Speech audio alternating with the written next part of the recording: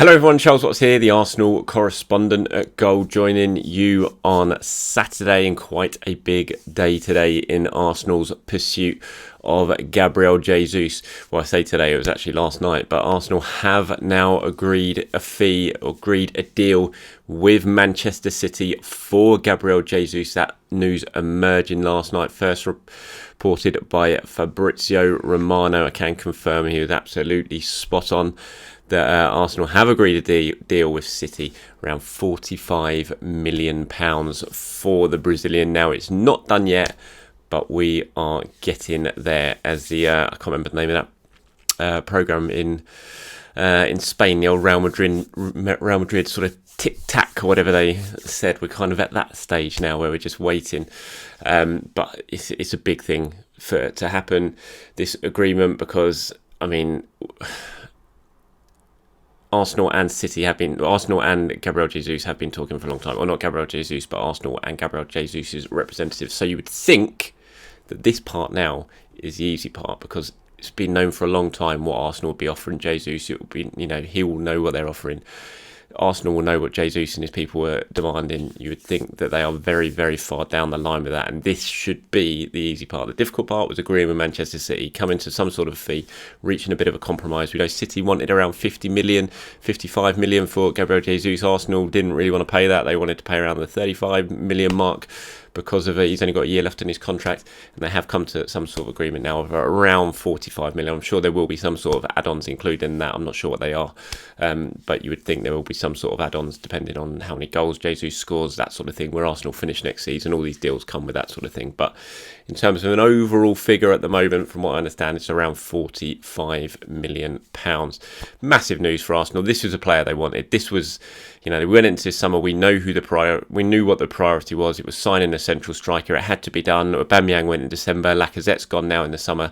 Eddie's the only striker that Arsenal have in terms of a proper recognised central striker. Yes, they have options, Martinelli, but they needed a main man. They needed a number 9. They needed the player who's going to play in the centre, be the fulcrum of that attack, link play, and they've got the player they wanted. It's a player that they nearly got the player they wanted. I don't want to get ahead of myself, because you never know until it's done, until it's signed off, until he's pictured holding that Arsenal shirt, then anything can happen. But they are closing in on the man that they wanted right now. This Gabriel Jesus is a player that Mikel Arteta knows very, very well. He's worked with them before at Manchester City. They've got a good relationship. Apparently that relationship has been very, very key to get into this stage in the transfer, in terms of Gabriel Jesus coming, because it's a big thing. Arsenal don't have Champions League football next season. I think we all thought when they missed out on the top 4, there could be a potential big blow in the transfer market in terms of their key targets. And, Gabriel Jesus is a quality player. He's a 4-time Premier League winner. He's won 3 League Cups, 1 FA Cup.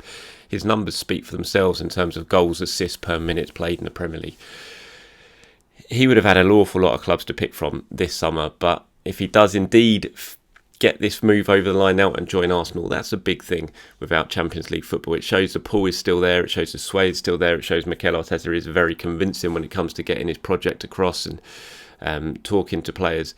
So I think that's a key thing for Arsenal, and hopefully, fingers crossed, they're not done there. But getting Jesus over the line is absolutely crucial, and getting him early on in the summer. I know a lot of you have been saying, where are the signings? But you've got to remember, we are still only in June. The players haven't even come back for pre-season yet. And if Arsenal have got Vieira on board already, and then they can get Jesus done in the next week or so, then that's 2 very significant signings done very early in the summer, and more importantly, very early enough that when they come back for pre-season, to start pre-season, they will be in the building already and ready to go off to the US tour on the plane. Getting to know the squad, getting to know the new teammates, getting drilled. Arteta drilling his ethos, his methods into them early on ahead of the new season. It's not going to be a rush. They're not going to come in a week into the new season and having to hit the ground running. I think that's really, really crucial. It's something that Arsenal haven't always done, and it's good to see them doing it this summer. And hopefully, like I said, we're not done yet. But when you look at Jesus and what he's going to bring to the side, I think it's very, very exciting, because he's not just about a penalty box finisher. We know that. his link-up play is very, very good. His pressing numbers are off the charts. Pep's, I think, called him the best pressing forward in the Premier League. And we know that's exactly what Mikel Arteta wants from his players. It's what Eddie Nketiah sort of brought to the team in those closing weeks of the season last season when he finally came in for Lacazette. It just gave Arsenal a little bit more impetus up front, more energy, more movement, more mobility. And, Gabriel Jesus is absolutely going to do that. We've seen what he can do with Manchester City. There is the argument, does he score enough goals when you look at his numbers? But I think when you sort of look at how many starts he has and, his numbers in terms of per minute played in the Premier League, it is right up there at the very top. So this is his chance to now be the main man. He's never been the main man at Manchester City. When he was there, Aguero was always the man ahead of him. And then even when Aguero left, he was still kind of in and out. Pep like the false nine system. It was never always Gabriel Jesus. He got a good run in the side at the end of last season when he started scoring goals. But this is his time. I think this is what Arsenal would have sort of pushed on him when they were in talks with Jesus. This is your opportunity to come here, be the main man, be the lead of this attack, and really try and kick this club forward and take it back in to the top four and to the Champions League. And I think it's there's an exciting looking attack building at Arsenal now, and that's great to see. And when I say that, it's you look at the work that Arsenal have done in the transfer window in the last couple of seasons and the last summer, and it's just not really been focused on the attack. It's been about building things, solidifying things, bringing the age down in the team, and I think they've done very, very well with that. But they've needed to sort the attack out. It's absolutely killer. Gabriel Jesus, if he signs, if it gets done, is going to be the first forward central striker that Mikel Arteta has signed since he's been at the club. So this summer was all about sorting out the attack. And if you get Jesus in there, you're basically looking at sort of two key players for every single position. You've got Jesus and Nketiah. You've got Martinelli out on the left, and you've got Emil Smith-Rowe. You can even play Bukayo Saka there. You've got in the sort of number 10 roles or number 8 roles, whichever you can play. You've got Smith-Rowe who can play there. You've got you've got Vieira who can play there. You've got Odegaard who can play there. Suddenly you've got options there. And then out on the right, this is the key one. What happens next after Jesus signs? Obviously you've got Saka and Pepe there right now.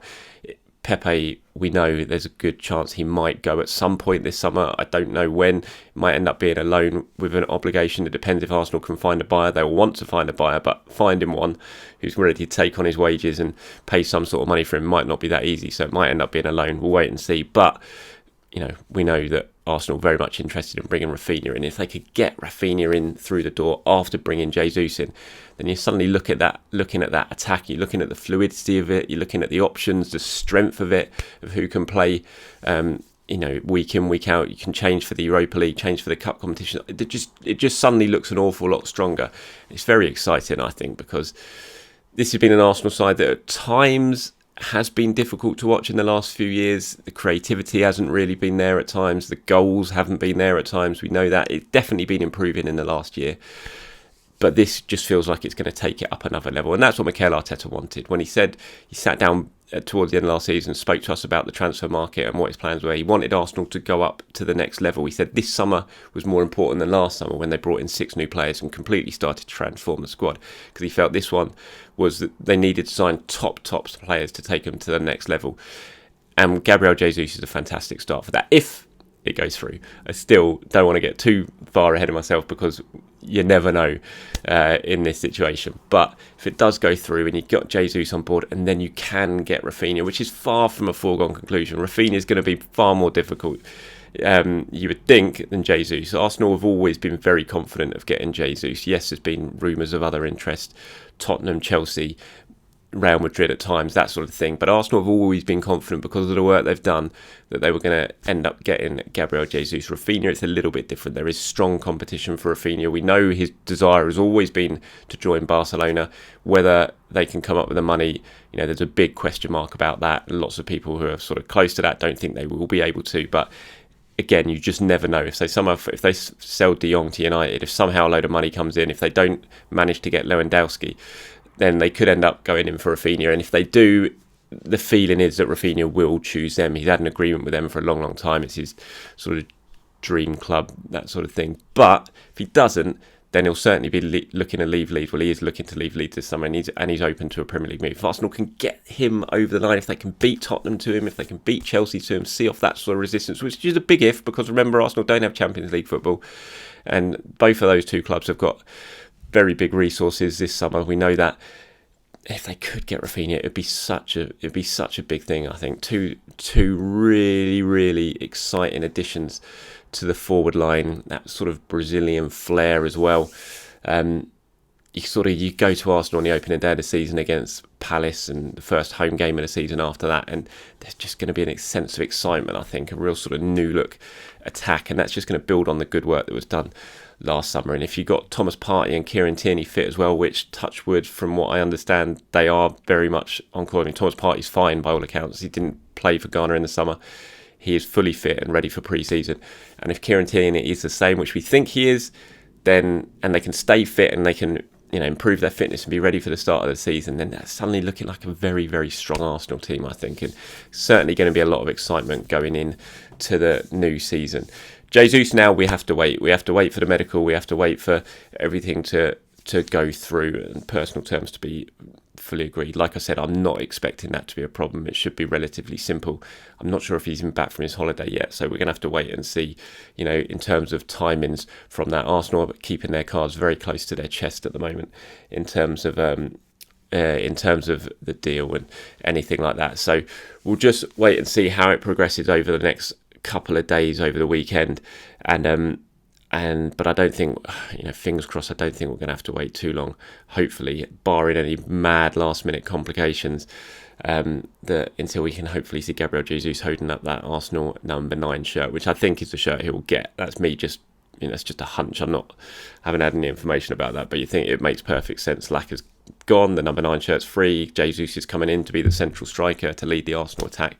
It's got to be number 9, hasn't it? It'd be very, very surprising if he takes any other number, and hopefully he can be the man that gets rid of this number 9 curse that people often talk about, which an Arsenal number 9, probably since Alan Smith, I'd say, who's really sort of become a real out-and-out regular goal scorer, 20 goal a season goal scorer that we all hoped Lacazette was going to be. Didn't quite work out. Hopefully Jesus can come in if this gets done now, and he can really move Arsenal forward. But yeah, it's a good day. It's been a good 24 hours. It's an exciting 24 hours, and hopefully now you can all enjoy your weekend, whatever you're doing. Look, the sun's coming out. I'm off out today celebrating my best mate's 40th birthday celebrations. So yeah, hopefully nothing else happens from Arsenal today, because I'm going to be a good few drinks in if that happens. And not sure it'll make too much sense, but it's a Saturday. What the hell? Sun's out, and my best mate Sam's 40th birthday. So happy birthday, Sam. Looking forward to the drinks later. Have a great day, everyone, whatever it is you're doing. Enjoy your weekend. I'll speak to you soon.